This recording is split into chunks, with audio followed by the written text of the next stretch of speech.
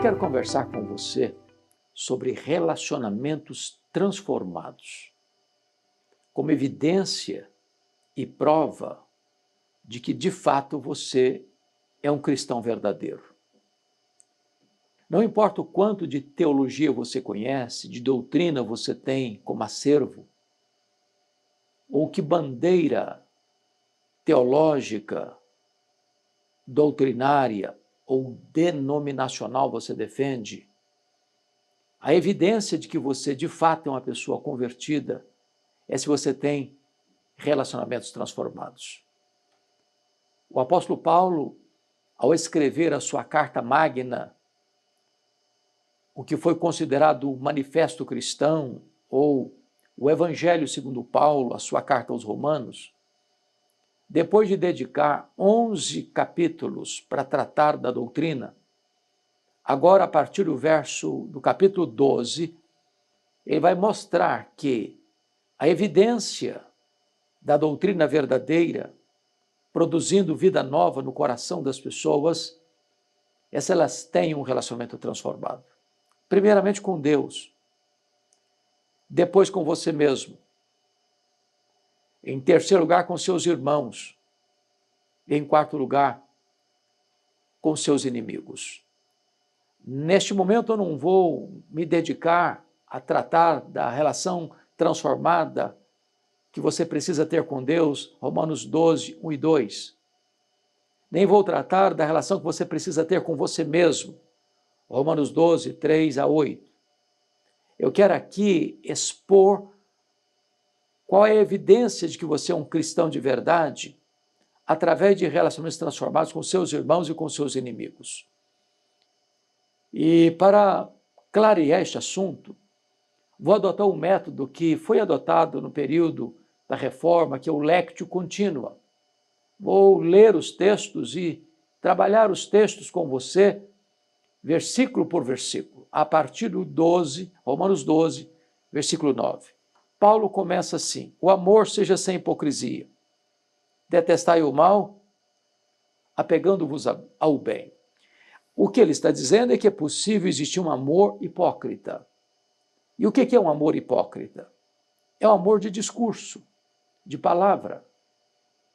É um amor que tem verborragia, tem eloquência, se propala a todo canto e por todo lado, que se ama.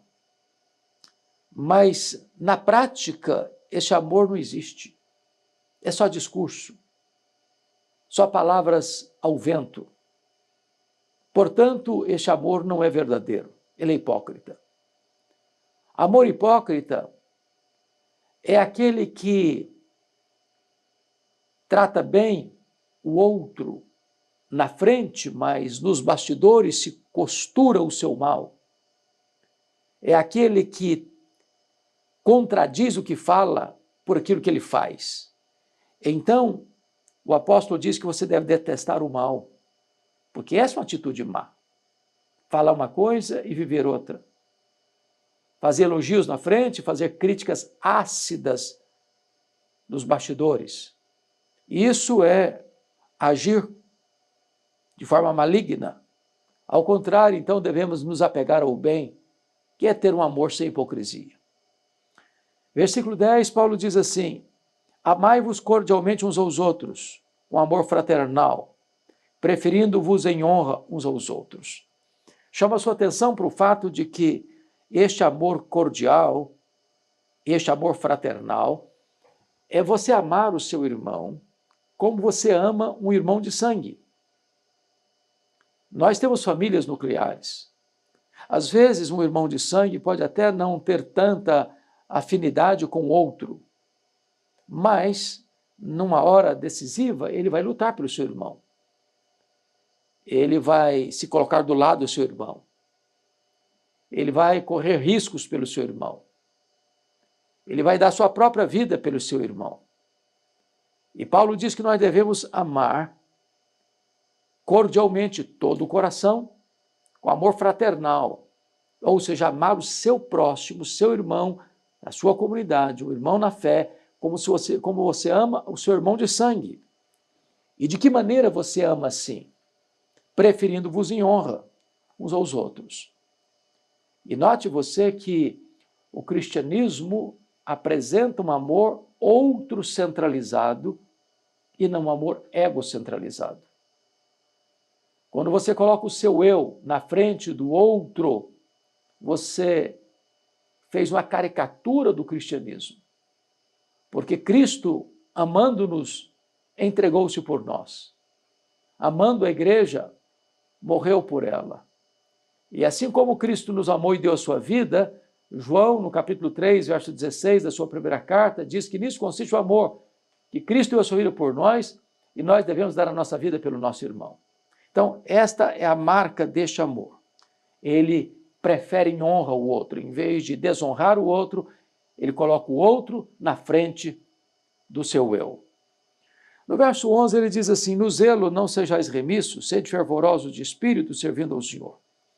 Ou seja, você precisa ser uma pessoa zelosa. Você não pode ser uma pessoa lerda, descuidada, relapsa o seu zelo pelas coisas de Deus, zelo pelo seu nome, zelo pela sua família, zelo pelos valores morais, zelo pelos elementos fundamentais da fé cristã. Ele diz mais: sede fervorosos de espírito.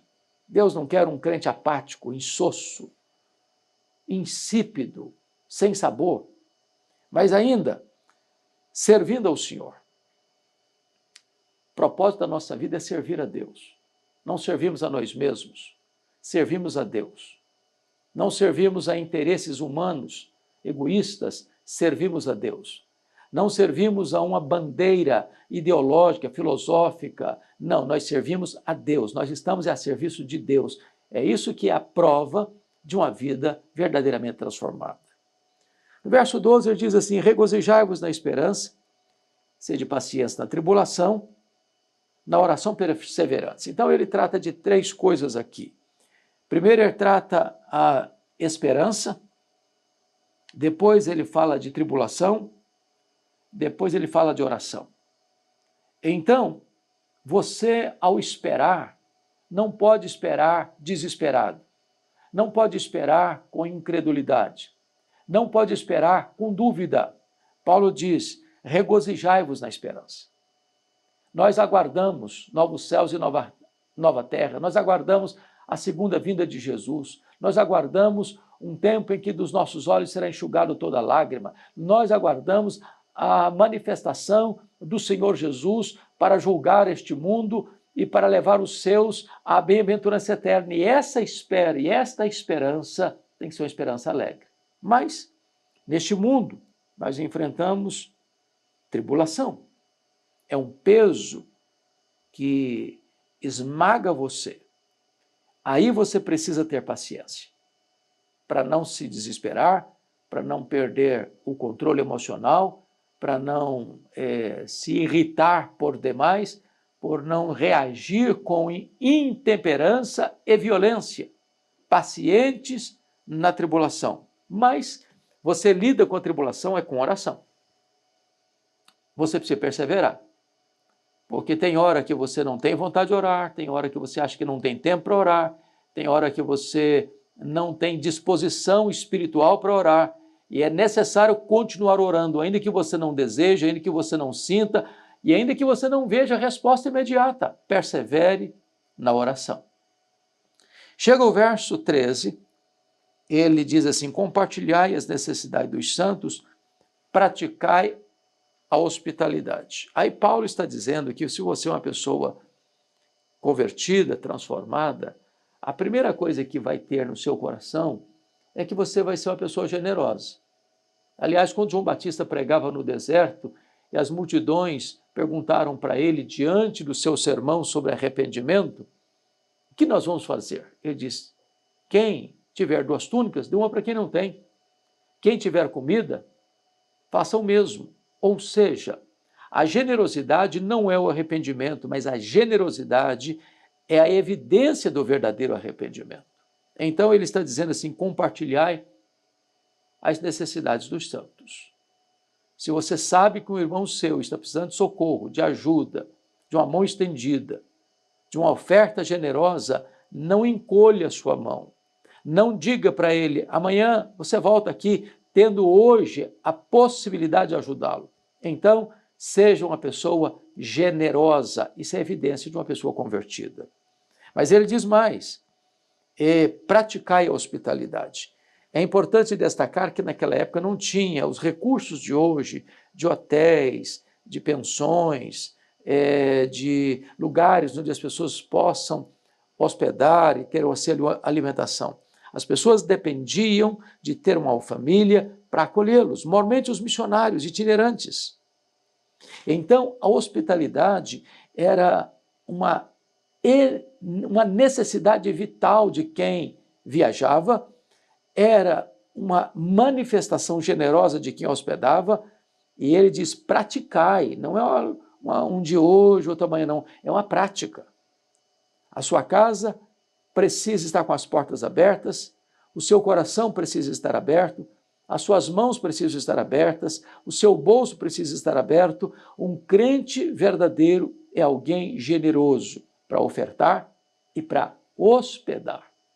Mas ainda, ele diz assim, abençoai os que vos perseguem, abençoai e não amaldiçoeis.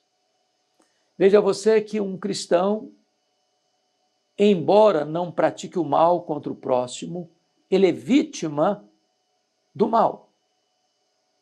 O que ele está dizendo é que você não administra o que as pessoas fazem com você. As pessoas farão mal a você. Elas farão mal a você. Mas aquelas pessoas que perseguem você não devem receber de você o troco. Você deve abençoá-las. Agora, isso é sobrenatural. O nosso problema, certamente, não é ação, o nosso problema é reação. Eu posso conviver com meu vizinho de porta anos e anos. Se ele me trata bem, eu o trato bem. A pergunta é o que você faz quando alguém pratica o mal, persegue, calunia, espalha fake news, denigre, macula sua honra, comete assassinato de reputação. Qual é a sua postura? Dar o troco? Se vingar? Pagar na mesma moeda? O apóstolo Paulo está dizendo que você deve abençoar quem persegue você. Isso é muito mais do que não apenas dar o troco, revidar. É além de não revidar, abençoar. Foi o que Jesus fez na cruz. Pai, perdoa-lhes, porque não sabem o que fazem. Mas ainda o texto diz, abençoai e não amaldiçoeis. É uma ordem. Porque a tendência humana é olho por olho, dente por dente, pé por pé, queimadura por queimadura. Ou seja, é a vingança. Mas a ordem de Deus é não amaldiçoe, não. Abençoe. A pessoa está te perseguindo? Abençoe. Ela está perseguindo você? Busca uma oportunidade para servi-la. E abençoar não é apenas com palavras, é com atitudes, é com gestos. Prossegue o texto e diz assim, alegrai-vos com os que se alegram e chorai com os que choram. Aqui está um problema que o ser humano enfrenta. A psicologia humana diz que você e eu temos mais facilidade de chorar com os que choram do que alegrarmos-nos com os que se alegram. Temos muita dificuldade de lidar com o sucesso do outro. Temos muita dificuldade de nos regozijarmos com as vitórias do outro. Neste mundo tão hostil, de tantas guerras, de tantos conflitos, de tanta violência, de tanto egoísmo, às vezes nós estamos competindo, muito mais do que cooperando. Então, o nosso papel não é competir, o nosso papel não é nos entristecermos com os que estão alcançando vitórias e nem nos alegrarmos que alguém caiu. Não, esse tipo de reação é inumana, é abominável. De você querer construir o seu sucesso sobre os escombros dos outros. Então a Bíblia diz, alegrai-vos com os que se alegram e chorai com os que choram. Seja solidário. tanto na vitória quanto na dor do seu próximo. O texto prossegue e diz assim: tende o mesmo sentimento uns para com os outros. Em lugar de serdes orgulhosos, condescendei com o que é humilde, não sejais sábios aos vossos próprios olhos. Então preste bem atenção nisso. Em vez de você olhar o seu irmão de tamanco alto, de cima de um pedestal, achando que você é melhor que ele, mais inteligente, mais sábio, mais rico, mais talentoso, mais espiritual, em vez de você olhar o outro com desprezo e desdém, o texto está nos informando algo tão importante: tende o mesmo sentimento de uns para com os outros. Em vez de serdes orgulhosos, isso é orgulho, você querer ser melhor. Ele diz, em vez de você fazer isso dessa maneira, condescender com o que é humilde. Não seja sábio aos seus próprios olhos. Toda pessoa que se autoelogia, que bate palmas para ela mesma, que tece cada vez mais encômios e elogios a si mesma, ela está demonstrando uma coisa: imaturidade. Imaturidade. Imaturidade. Você conhece o ditado popular que lata vazia que faz barulho? Pois é, uma pessoa que não precisa dizer que é. Você não precisa bater palmas para você mesmo. Não sejam os teus próprios lábios que te louvem, diz a Bíblia. Então, cuidado com orgulho. Não seja sábio aos seus próprios olhos. O sábio é aquele que sabe que quase nada sabe. Quanto mais você sabe, mais humilde você se torna. Mas ainda, o texto prossegue e diz assim, versículo 17, não torneis a ninguém mal por mal, esforçai-vos por fazer o bem perante todos os homens. Não tornar mal com o mal é uma ordem. É uma ordem de Deus. É claro que a reação natural é dar o troco. Mas eu estou falando da evidência da conversão. Só uma pessoa convertida, de fato, consegue agir dessa maneira. Não tornar o mal com o mal. Não pagar na mesma moeda. Não se vingar. Não dar o troco. Agora, olha o que ele diz.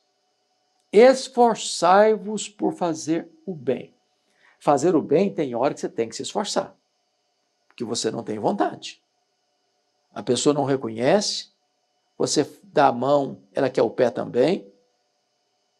Você faz o máximo, ela critica você. Você dá o seu melhor, ela ainda está brava com você. Então, a tendência sua e minha e nossa é falar, larga para lá então, deixa para lá. A pessoa não quer, paciência. Mas o texto diz, esforçai-vos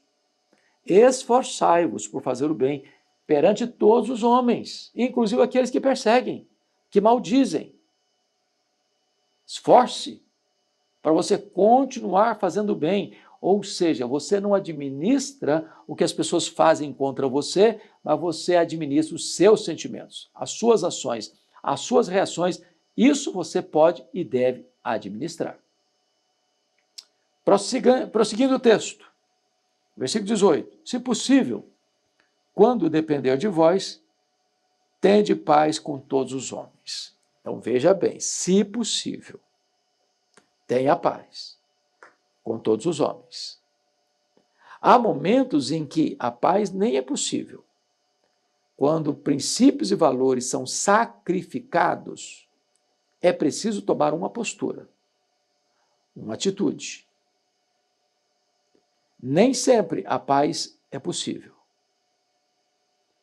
A paz é possível quando os valores não são sacrificados, quando os princípios não são sacrificados. Por exemplo, alguém diz para você, ou você faz o que eu quero, ou você a partir de hoje é meu inimigo. Ou você mente lá no seu trabalho, ou você está despedido. Ou você assina esse contrato aqui me dando propina, ou essa licitação não sai. Ou você submete-se aos meus caprichos e fantasias sexuais, ou eu estou fora do casamento.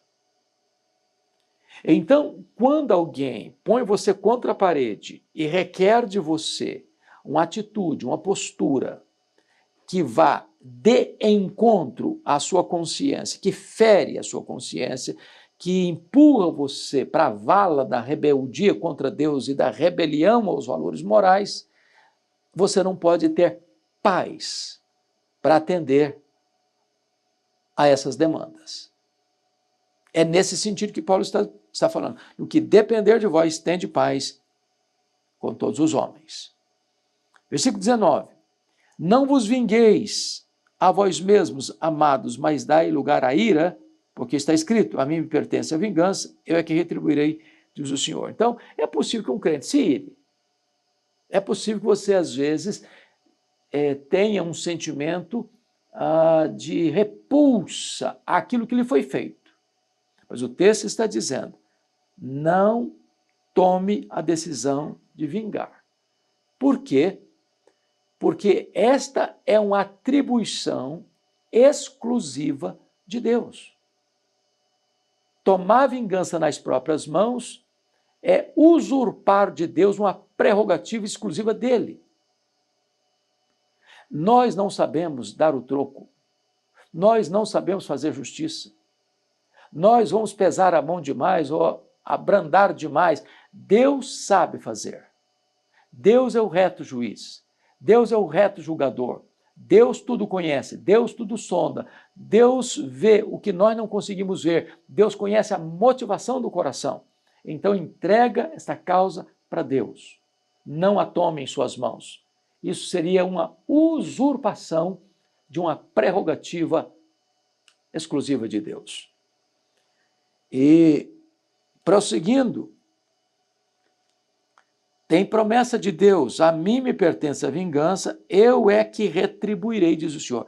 Deus não vai passar por cima, Deus não vai fazer vistas grossas. Deus não vai ser bajulador daquele que erra conscientemente.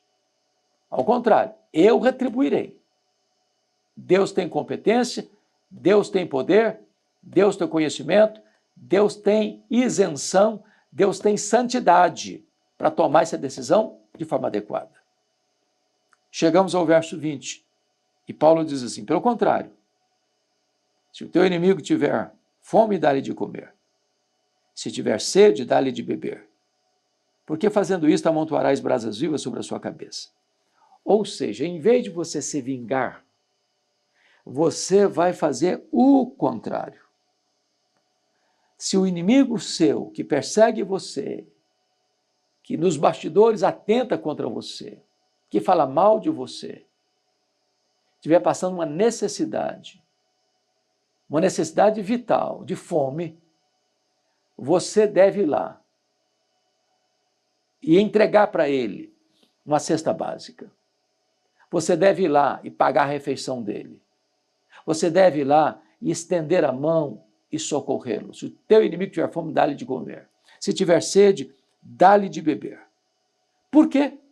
Porque quando você faz isso, você vence o inimigo.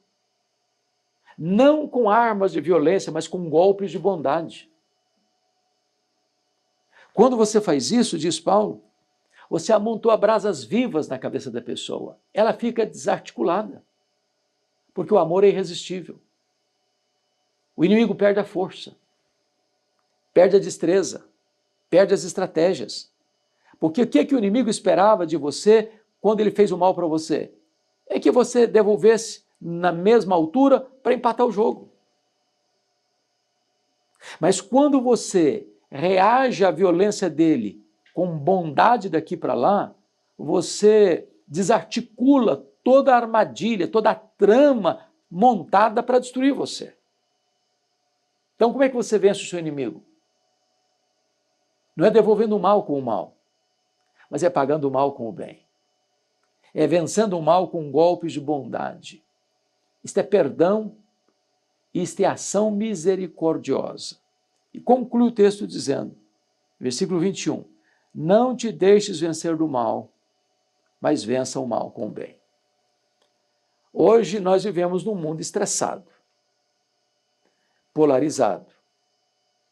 As pessoas estão esticando a corda, as pessoas estão levantando muros, as pessoas estão medindo forças, as pessoas estão todo dia, toda hora denegrindo, destruindo a reputação dos outros. As pessoas estão felizes quando um outro cai e se alegrando quando o outro se arrebenta e ficando triste quando o outro se levanta. Este é um mundo draconiano. Este é um mundo posto no maligno. Porque o diabo é assassino desde o princípio, ele é o pai da mentira, ele não sabe amar. Ele espalha ódio.